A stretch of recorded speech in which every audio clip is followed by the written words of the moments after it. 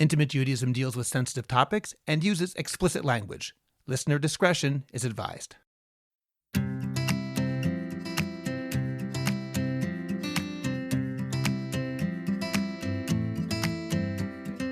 Welcome to our pre-Pesach episode of Intimate Judaism. I'm Talli Rosenbaum. And I'm Rabbi Scott Kahn. And today we're going to be talking about sexual pleasure, its place in a relationship, and we'll also discuss what Judaism has to say about that. And Talli, I use the term Judaism, what Judaism says about that very advisedly. We'll get to that shortly. What was the genesis of talking about this, Talli? Well, I think that this is a great topic if you happen to be cleaning out cabinets in your kitchen right now, or maybe you're cleaning out your car with your headphones in your ear.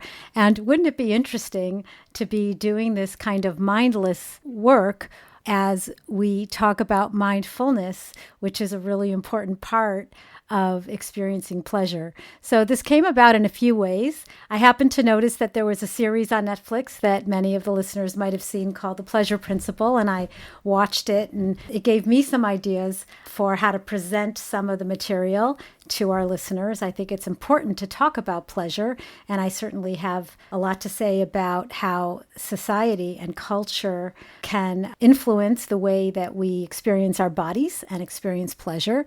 And then the other thing I wanted to say was that, when I was going out for my walk on Shabbat, I actually have two kind of funny stories about that walk. Okay. And then I'm going to hand it all over to you.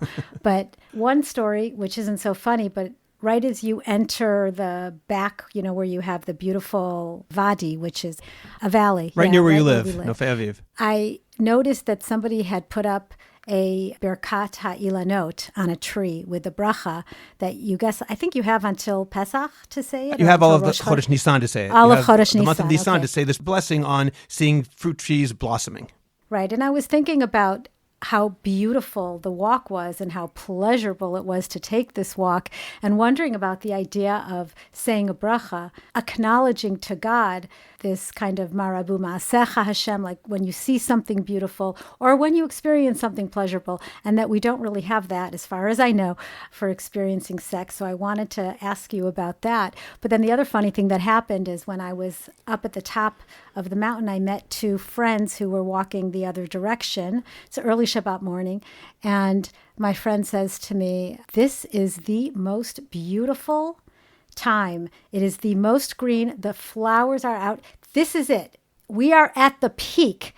And I turned to her and I said, "This is the orgasm of this walk, of this season," which she's actually a dermatologist, so she always has these very funny things to say about everything that reminds her of everything. We just got a little bit of a laugh out of it. But that also was something that I thought, what? Not everybody really understands what an orgasm is and what pleasure really means. As a matter of fact, that's a lot of what I see. Couples coming in, and some women may be experiencing pleasure and may be experiencing orgasm, but not necessarily feeling it or knowing it, not really even knowing what the terms mean, not really having an embodied experience. So I think that we are about to have a really interesting episode today. It sounds like it already. Before we get to any of that, of course, I have the standardized introduction that I have to read first. Check out our website, intimatejudaism.com, for the full podcast archive, show notes, a free men's mikvah list, and more. Please subscribe to this podcast, Intimate Judaism, wherever you get your podcast, and please continue to let your friends know about the podcast so we can continue to get the word out. And Talli, our biggest 6 months have been the past 6 months, October through March. So that's very exciting. We keep on growing. Continue to share the podcast and let people know what we're doing so we can bring these important conversations further into the Jewish world and beyond. Please join the Intimate Judaism team on Patreon. Patreon supporters get bonus episodes, merch, and more. You can find the link in the description of this podcast and in the show notes. Please write to us at intimatejudaism@jewishcoffeehouse.com. I want to apologize. People write to us all the time, and I've made this disclaimer before, but it's worth saying. We really do read everything. We don't necessarily have time to answer everybody. We're not ignoring you, but please understand that we get a lot of correspondence and we aren't able to answer everybody personally. Also, make sure to visit jewishcoffeehouse.com and tallirosenbaum.com. So when you mentioned that idea of the Birkat HaIlanot, or this idea of pleasure in the world and the need for a bracha before getting pleasure, that's actually a Gemara itself that says explicitly in Masechet Brachot that it's forbidden for a person to get enjoyment out of the world without saying a bracha. Which leads to the question, why we wouldn't say a bracha over sexual pleasure. And that itself leads to a different question, whether Judaism, again using that term, approves of sexual pleasure. And I thought about it a lot this week, Talli, because somebody posted on a Facebook group that I administer called the Orthodox Conundrum Discussion Group. In this particular video that somebody posted, there's a rabbi, I don't know who he is, but he talks glowingly about sex and intimacy, and he tells a group of students, and now I'm going to quote, "Judaism treats intimacy with the highest level of respect. Intimacy between husband and wife is the pinnacle of every relationship. It is the holy of holies, and it's extremely enjoyable." And this is something, Talli, that people say, and you'll hear it very often, the very positive outlook of the Torah towards sex and intimacy. And I'm not denying that that's true. It's certainly true that the Torah has a very positive view towards marriage and a negative view towards intentionally not getting married. That's something which is very clear from the Torah. That's pretty univocal. But this idea that the Torah has a positive attitude towards sex, first I'll say why it's true, and then I'll get to my larger point. To give one of many sources, Talli, there's Masechet Shabbat, page 140b, Kuf Mem Amud Bet, where Rav Chisda gives marital advice to his daughters. And one of the things that he tells them, in one telling instance, he holds a jewel in one hand, and in his other hand he holds something. It's unclear what it is. There are different interpretations. It could be a lump of coal. It could be a fish. It could be a seed. There are different opinions about exactly what he's holding. But he closes the hand with the other thing in it and opens his hand with the jewel. And his daughters are really, really curious about what's in the other hand. And basically, until they beg him to show them what's in the other hand, he doesn't show them. In the end, he does show them that. Rashi's explanation of this event, which is obviously trying to teach something, is very much in line with what this rabbi on my Facebook group was saying, which is that Rav Chisda was saying to his daughters, you should hold back showing your entire body or allowing your husband to touch your entire body so that he'll increase his desire. That will, something, stolen waters are sweeter. That which is more difficult to get is more desirable, something along those lines. So by keeping it hidden, then you will be able to enhance his passion and his desire. And Rashi says that word tava, his desire. This obviously shows that it's a good thing to try and make your husband desire you more. I want to point out, however, the Ritva says that Rashi is wrong. And he says that's not what this is talking about. It's talking about sniut. And there are certain things that remain hidden. And I found an interpretation of this passage in the back of my Gemara by somebody named Rabbi Lazar Moshe Horowitz. And he says almost the exact opposite as Rashi. What he says is that in one hand, he has the interpretation it's a fish. He says a fish tastes good, but a jewel is actually very, very valuable.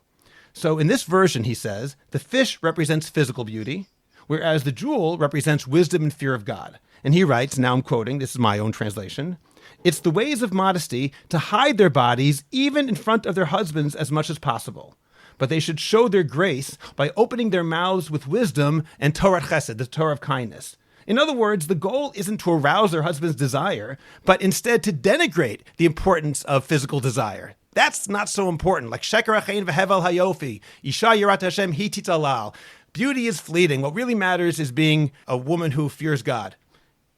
And the reason I'm mentioning both of these sides is that there are so many times that we hear one side or the other represents Judaism, that word again. And the truth is, Talli, there is no one opinion about that. Whether Judaism, quote unquote, approves of physical pleasure as part of sex or denigrates it or encourages it, depends on who you ask. There's so many different opinions.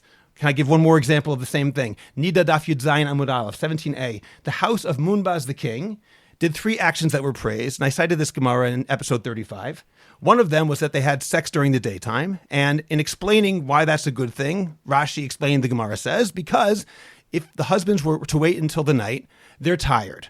And if they're tired, they're only having sex because either it's a mitzvah or because they want to please their wives. If they do it in the daytime, they can enjoy it too. So obviously this is saying pleasure's a wonderful thing. On the other hand, Masechet Nedarim, Daf Kaf Mudbet 20b says, in the name of the wife of Rabbi Eliezer, her name was Ima Shalom, they asked her, why do you have such incredibly beautiful children? And she answered, 2 answers. The first one isn't relevant to us right now. The second one is that when her husband has intercourse with her, he reveals a handbreath and he covers up a hand's breath, whatever that means. There are different interpretations. And it's like he's being forced to do this by a demon. And the way the Rush explains that on that page is that either he had fear and shame, or alternatively, so that he should not enjoy any sort of physical intimacy. And that's cited approvingly. This is why she had beautiful children, because her husband was careful not to enjoy it. And Talli, all of this, by way of introduction, gets me to my larger point, which is the concept of Shivim Panim LaTorah. There's 70 facets of the Torah, which the famous Kabbalist, the Ramak, says really means 600,000 facets. Every individual, if he reads the sources genuinely, has a way of looking at the Torah, which is uniquely his or her own. And while there are certain things you can't change, doesn't mean that everything you look at, you can just say whatever you want. You have to be reading the sources, but there are multiple ways of understanding the sources. I believe that if a person looks at all the many sources within our very great and large Torah, and insists that there is only one voice that permeates throughout it, only one way of looking at the Word of God, that is a lessening of what the Word of God is. Now, of course, you have to look at the sources. As I said before, you can't simply make things up. It has to be an authentic interpretation of the sources. But discounting and undoing and denigrating opinions that don't seem to agree, I think is a violation of what Torah is supposed to be. When people try to make Torah less than it really is by insisting that Judaism, quote unquote, has only one way of looking at something, or Judaism says the following as if everybody agrees about that particular fact, I think it leads to several important problems, and that's why I'm mentioning this today. First of all, outside of the Orthodox world, I've heard people cite Kabbalistic texts, which have a tendency at times to be very, very erotic. And some people cite these texts and use them to talk about various things that Judaism advocates, so to speak, in the realm of sexual intercourse or sex in general or intimacy. And I suppose it's their prerogative to read the text the way they want, but I don't think this is a valid Torah reading of the text, since if they're going against what the halacha says, and they're not always, but sometimes they are, then you're reading the text outside the context in which that text was written. These texts were written by people who kept the halacha and understood that as undergirding the entire thing they're saying. Generally, at least minimally, the boundaries of sex, according to the Torah, and this is pretty universally accepted, are heterosexual sex with a partner in the context of marriage when the couple is not in a state of nida. There's a lot within that can be done, but there's a lot outside of that can't be done. And to pretend that because you find a Kabbalistic text that speaks erotically in a certain way and ignore the halachic reality is, I think, a distortion. On the other hand, there are also people who use, for example, the idea we mentioned before. Judaism says that this is the holiest thing you can do, and it is so pleasurable, and you're supposed to have so much pleasure. They use it for the sake of apologetics. Maybe they think it's a good kiruv mechanism to make people religious or to avoid people leaving Judaism. And it almost seems to be a way of saying that if we show that Torah is in line with what you want it to be, Torah says what you wish it said, then I'm showing how great Torah is. I want to show how great Torah is also, but I can't pretend that's not also a kind of distortion, to pretend that the Torah is less than it really is. A third aspect of this, which I think has negative consequences, comes from an attitude which I think exists more in the right-wing sectors of Orthodoxy, though it exists everywhere as well, which is this general feeling that our great sources, the Gemara, the Rishonim, we want them to agree with each other. We want them all to say the same thing. We want to almost deny that they have arguments with each other. Now, on the one hand, this is the way halacha works. Much of the Gemara is trying to reconcile different opinions and showing how they really agree. And similarly, many of the Rishonim, such as the Baalei Tosfot, try and do the same thing with different Gemaras, showing how if there's a contradiction between place A and place B, in reality, there's no real contradiction. So from a halachic perspective, this idea of reconciling different viewpoints is indeed a great and noble enterprise. That's how it works. But there's a difference between working in a halachic context, when that's what we're supposed to do, and doing revisionist history and saying that despite what halacha says is the final conclusion, no one ever said anything different at any time in the past. There's actually a wonderful book I've been reading recently called Nitzchuni Banai by a rabbi, one of the Roshei Yeshiva at Har Etzion, Rav Amnon Bazak, which talks about this issue, and I highly recommend it. It's in Hebrew now. It probably will eventually be translated into English. But representing Judaism as univocal, I think, is a different form of distortion. And in my opinion, it's a violation of the Pasuk in Yeshayahu, the 42nd chapter, where he says that Hashem wanted to make the Torah great and glorious. Making the Torah great, lahagdil, literally means to enlarge it. We shouldn't minimize Torah to make it say things we want it to say, or to pretend that it doesn't say things that we don't want it to say. Our job is to treat Torah with the respect that sometimes there are things that don't necessarily accord with the way I wish it had said things, and yet to acknowledge it says those things. So To conclude, Talli, does Judaism say that pleasure is a positive thing in the context of sex? The answer is, it depends who you ask. And why is there no bracha on sex? Perhaps it's because, in deference to those opinions that say you're not really supposed to have so much pleasure, minimize the pleasure, even though there are many opinions that say you should have a lot of pleasure.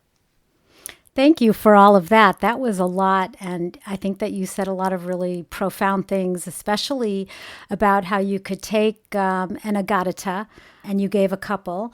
But let's take the one with Rav Chisda and his daughters. Rashi looked at that as, here's some advice on how to arouse the passion of your husband. And the Ritva said the opposite.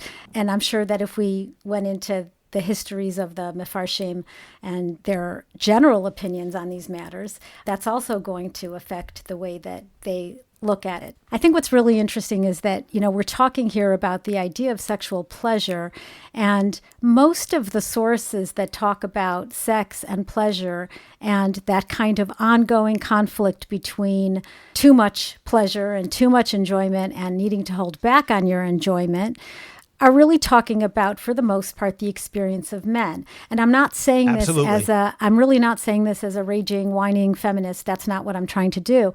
I'm trying to point out that the rabbis spoke from their point of view, from their experiences, and they spoke to men about the experience of men, and the women and what they experience around sex or around pleasure or around many, many other subjects are not necessarily the topic of conversation.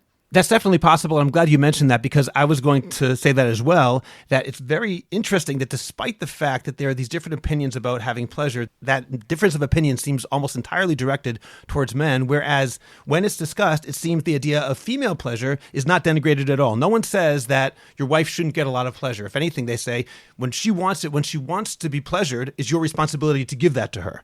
Well, from what I understand, I don't know, obviously, the sources, but from what I understand, the sources are ona. We don't really know if that means pleasure or if that means her time. And I think that women were seen as wanting to have their time with men. And I don't know if it's because the rabbis saw them as this kind of constant source of desire, constantly wanting to be with their men, or they wanted to have their time to get pregnant, or they wanted to have their time for attention. But I don't think that we really know how much the rabbis knew, even at that time. I mean, we're talking about the 2nd century, or whether you're talking about the 10th century, or whether you're the idea that what did the rabbis know about women's pleasure, especially too when we talk about when sex is spoken about, it's spoken about in terms of bi'ah or boel, terms that refer to intercourse. There's an awareness of shvicha, which is male ejaculation.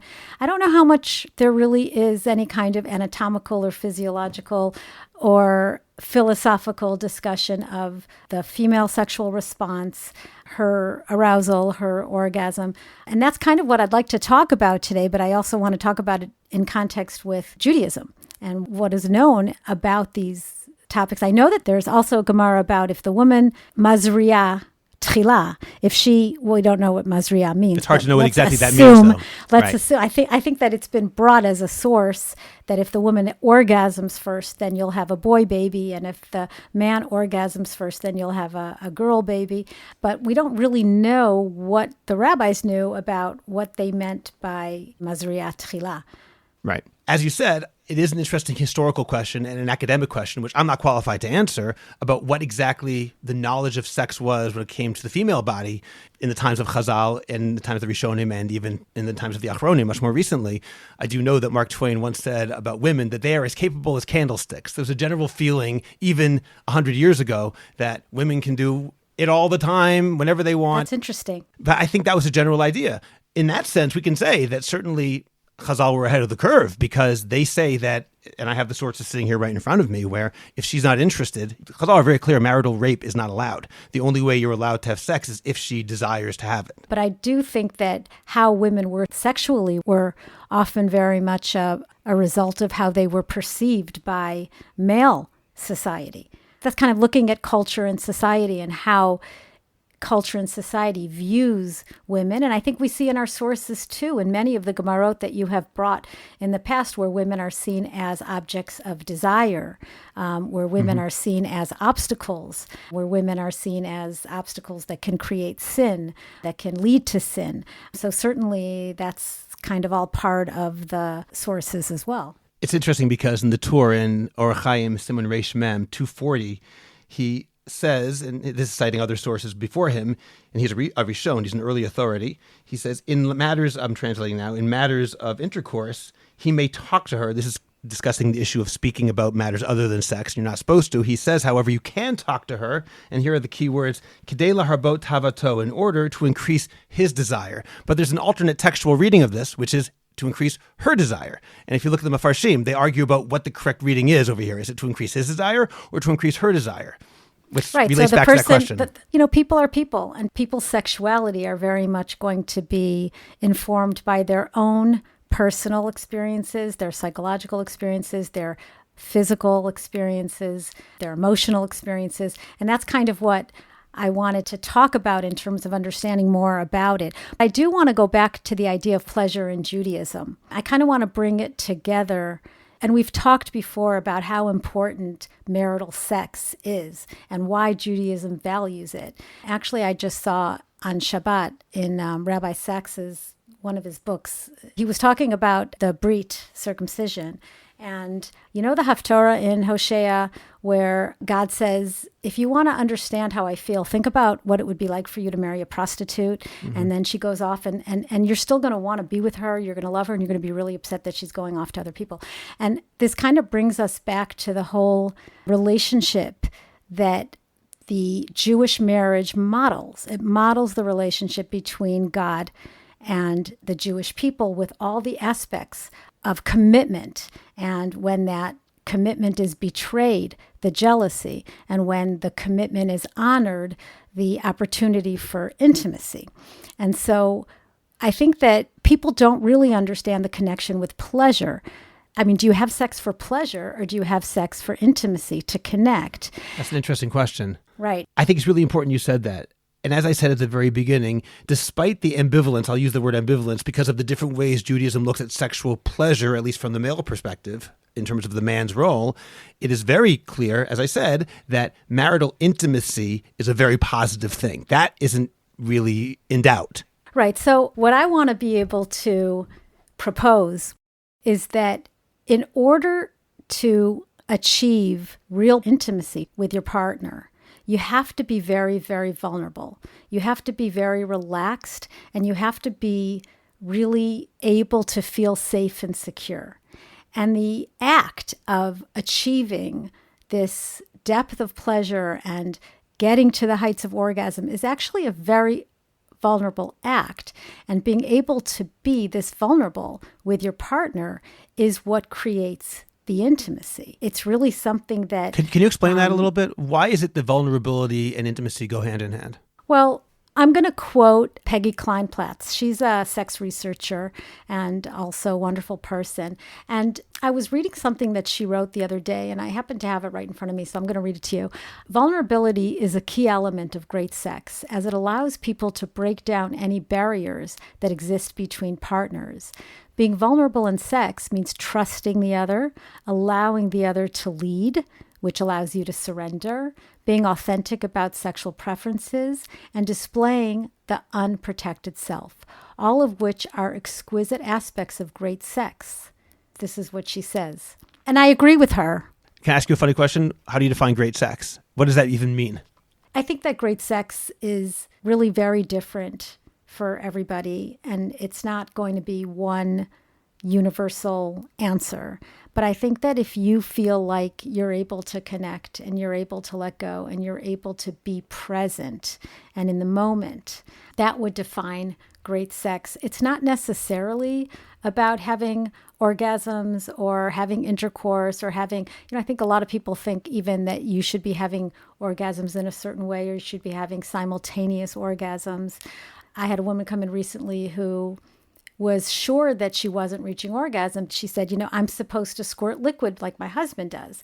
And I said, why do you think you have to squirt liquid when you have orgasm? She said, because my husband said that's what he sees all the time. He watches a lot of pornography, and he says that all the women, they all squirt. Now, there is a phenomenon called squirting, and there's a percentage of women that do have what's known as female ejaculation. But the idea that her entire experience of pleasure and orgasm was undermined because there was a lot of anxiety, both by her husband and then by her, that she wasn't getting to where she needed to get. Partners do have, and individuals have, a lot of insecurity about sex, and they have insecurity about their bodies. That's why I think it's really important to talk about the body and talk about pleasure, because pleasure is such a multidimensional experience, but it is ultimately a sensory experience. It's also an emotional experience, and it's also a cognitive experience, but it's really about what you feel in your body. And this is often a new experience, especially in Judaism, because we are a very cognitive people, and I would say we don't give a lot of attention to physicality and to our physical sensations. In fact, I would say that when it comes to sex, often the development of the sexual self will have some associations that are negative when it comes to the physiological experience of arousal.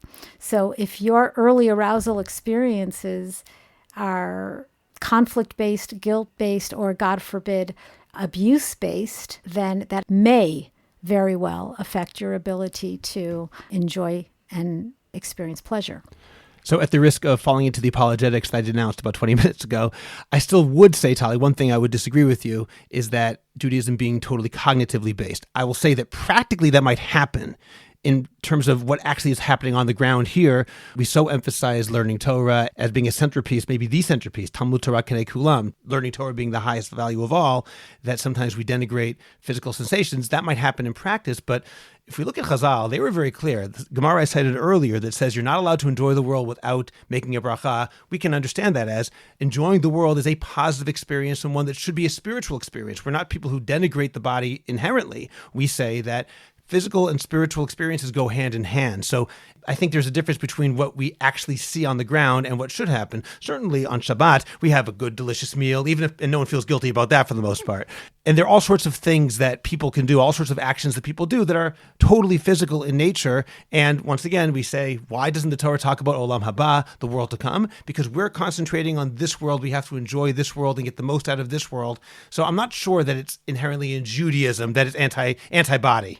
No, I don't think it's anti-body, and I don't think that we're disagreeing. I think Judaism itself, there are many, many sources where the sensations and enhancing the sensations are part of the experience and part of the ritual. I mean, look at the korbanot and look at what we say on Friday nights. I mean, all those fragrances and, when you do Havdalah and you smell the cloves, I think that in its essence, at its core, Judaism is extremely sensual, and that sensory experiences and the ability to pay attention to those sensory experiences are inherent. But I also think that, like you said, we've gone through a lot of cultural metamorphoses over the years, and we might have gone away from that inherent connection to our body. Certainly in the case of the laws of Nida, where women were once instructed to go in accordance with their hargasha, with their feeling, that kind of is no longer considered to be.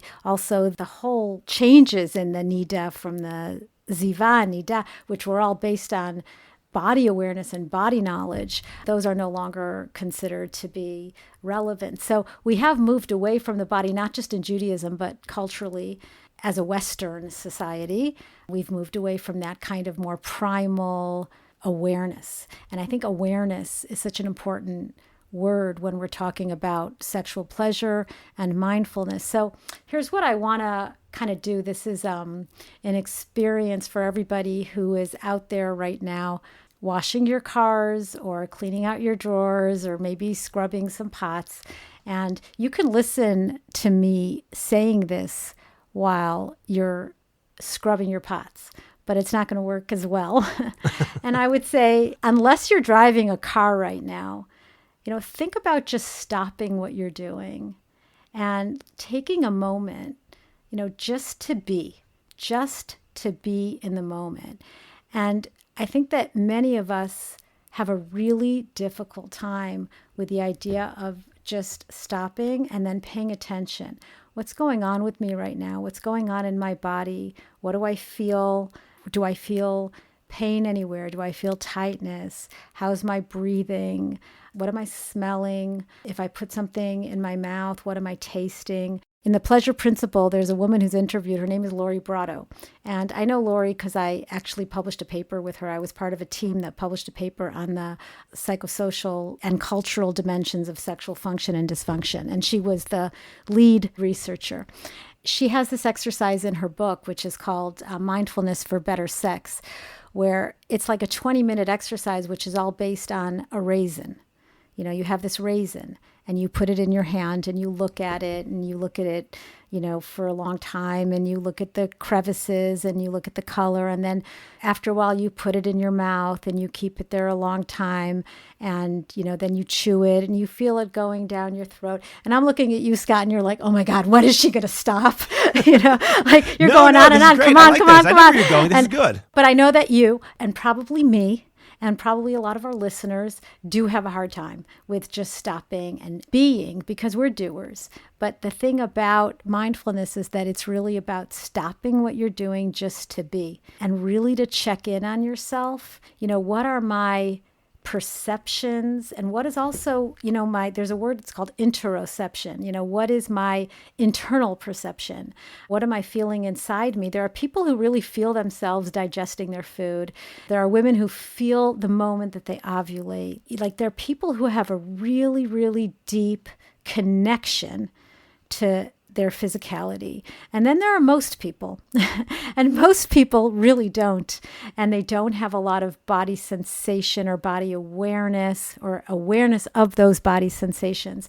And so sex really can be enhanced when you enhance that, when you are very aware and mindful and in the moment without a lot of noise coming in. And what is that noise? Often that noise is a lot of overthinking. Sometimes it's worrying, anxiety, obsessive thoughts. Sometimes it's thoughts about, what do I look like right now? Or I'm afraid the baby's going to wake up, or, what am I going to do tomorrow if? And you don't really know how to quiet it down. And mindfulness is really about paying attention to those thoughts, but not judging them, not getting into a power struggle with them. And so just having some very basic tools to be mindful is not only a general tool for reducing anxiety on a day-to-day level, but it can also be really effective in improving your sexual response and heightening your experience of pleasure. So despite what you said, Talli, I thought that was fantastic. That was really interesting. And I definitely relate to that idea of how it could well be, maybe through 2 millennia of galut, of exile, we become disconnected from some of the physical sensations that were once part of what Judaism was. As you mentioned, the Beit HaMikdash, the reach nichoach, the savory scent of the korbanot. That's something which is simply not part of our Judaism anymore. And also, as you mentioned, the laws of nidah nowadays are predicated on the assumption that women don't have the same connection to their body as they might once have had in the time of the Gemara. You look at things that Chazal say, and very often it's hard to understand. It sounds like, just on my own reading of some of these sources, that women back then had a much stronger connection with their own bodies. Men, I don't know, but women, it certainly sounds like they did, a much greater awareness of what was happening inside of their own body. That, however, leads to a different question. When you talk about this pleasure principle and being disconnected, how can people overcome that, perhaps? I know that many Chatan teachers had the experience of their students coming back and saying, my wife isn't reaching orgasm. So what does one do when that happens? How do you overcome that problem of being disconnected so that couples can have great sex, to use that term, and to reach orgasm? Well, I think that that's a great question. I think in order to answer that, we would want to go back to a more fundamental question about why is it that some people are very connected to their sense of pleasure, and some people really do have difficulty with that connection. It's interesting because before we were going to do this episode, you wanted to do an episode on raising kids and talking to kids and sex education. And I think that we can put a little bit of that in the answer to this, because when we raise our children with a sense of permission to experience pleasure and to experience their bodies in a way that is pleasurable without bringing in messages of guilt or shame, that's one way that a child learns to connect pleasure in a positive way. And I think that culture often and society shames the body and creates shame around any sort of pleasure. So the pleasure principle begins with permission to experience pleasure, explore your body, enjoy pleasurable activities, and not feel shame or guilt about doing that. The other factors in sexual medicine, or whatever, they refer to it as precipitating factors and perpetuating factors. So if we look at some of the precipitating factors, if you have an illness, let's say a chronic physical illness, or you have a mental illness, certainly like an eating disorder, or any other sort of conflict with your body. Your body's not working for you the way you want it to. Your body has betrayed you. That's certainly going to affect your relationship with your body. There are so many precipitating factors that could affect the way that you perceive your body. Some people love their bodies and they're great with sports and they're great athletes, and they may have a much more positive kind of connection with themselves and with their bodies. Once you get to marriage, there's a lot of answers to that question, because you would have to know what came before. So if your experience was that you didn't know anything about your body, and you didn't even know, there are many, many women who don't know their bodies. They don't know what their vulva is, what it looks like. They don't know how to be able to necessarily identify. They call the whole thing a vagina, which it's not, because the vagina really refers to the entry and the opening, whereas the vulva consists of labia and clitoris, and the clitoris is not just the tiny little button that you see. It's also quite a large organ, most of which is internal, and it's made up of spongy tissue, very, very similar tissue to the penis. There's a lot of information that girls and young women don't get about their bodies. So they're coming to marriage very unaware of what they're feeling. And I'm sorry to go back to this, and trigger warning for anybody out there who has been sexually abused. I go back to this only because I see it so frequently in my practice. Many young women, girls who have been sexually molested or abused, they were provided with genital sexual arousal. And for a child, that's a very, very overwhelming feeling that once you get older, you're going to want to avoid, because you can't handle that embodied trigger, meaning that when you feel arousal, you will automatically be triggered by it because it has such negative connections. In those kind of cases, you would want to be able to create boundaries and safety and work very slowly to be able to establish what feels comfortable, what feels safe, and what feels pleasurable.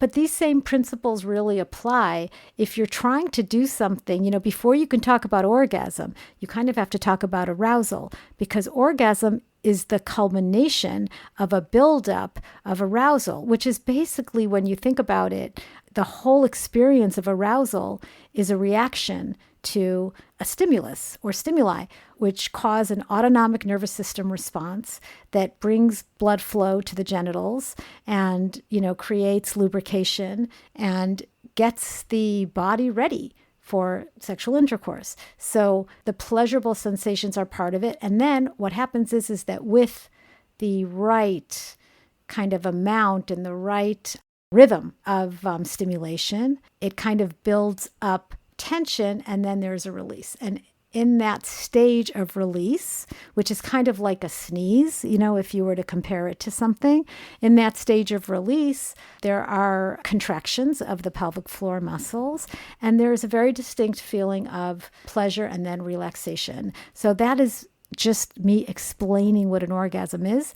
And often when I do that, women are surprised to hear that. They didn't know that many women were having that. Oh, that's what that is? I didn't realize. Or some women will be like, oh, I didn't know. I thought I was having orgasms because what they thought an orgasm was just that feeling of pleasure or just getting a little wet.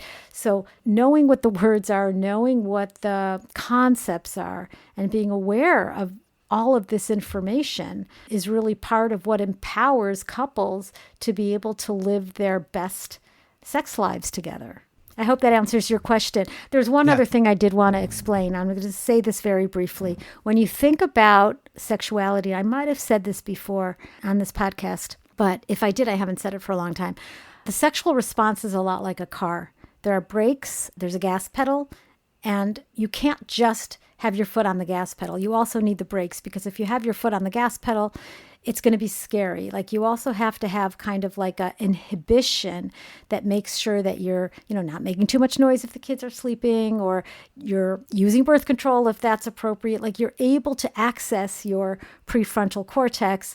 You're not completely out of control. So the brakes are there for a reason, but most of the time, the reason why a woman doesn't experience the orgasm is because there's too much pressure on the brakes, and you need to either up the gas with something, whether it's more fantasy or more stimulation, but most of the time it has to do with too much pressure on the brakes. There's too much inhibition, and that inhibition can be in the form of obsessive thinking, or not being able to let go, worrying too much, worrying about what I look like, overthinking, or sometimes it's medications. We have to really understand that we often can't just reduce it to one factor. That's kind of like on one leg, as they say, on one foot.